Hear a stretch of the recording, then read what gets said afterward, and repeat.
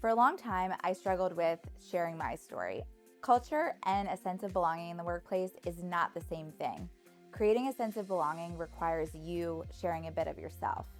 By being authentic to yourself and with others, you're able to create those bonds at a deeper level, whether that's conscious or subconscious.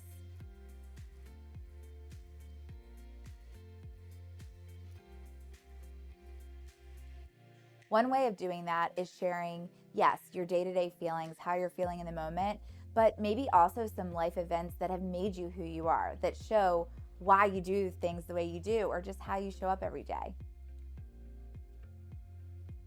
It was June 3rd, 2012. It was a beautiful sunny day, and my family and I were headed down to my grandparents' house, where we went every Sunday for pretty much my whole life.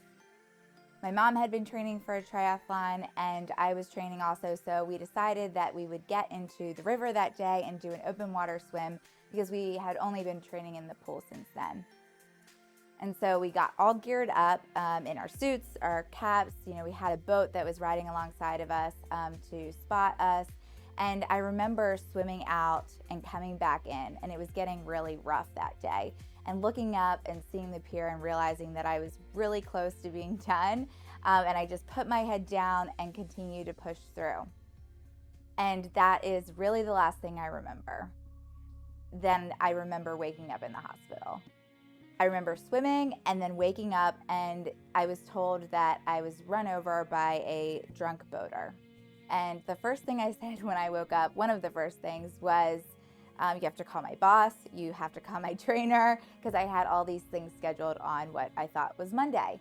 And my mom said, it's Thursday. And I think that's when I realized that, things were really bad, that this was not just something that happened. I spent about 30 days in the Shock Trauma Center in Maryland, where I underwent multiple surgeries to put myself back together. I broke my neck, my scapula, my arm, my ribs, and I was just all broken. I think my mindset is what really ultimately got me through, because every single day I was focused on what I had to do in that next hour. Not for the full day, not for the full week or the full month. I was really focused on what I needed to do that hour to help myself and to move forward. By sharing my story, I'm hoping to inspire others to not just be vulnerable and share something about them, but also to understand that there's going to be ups and downs in life. I think we've realized that a lot over the past few years, but that you could focus on that next step that you could take when you feel overwhelmed.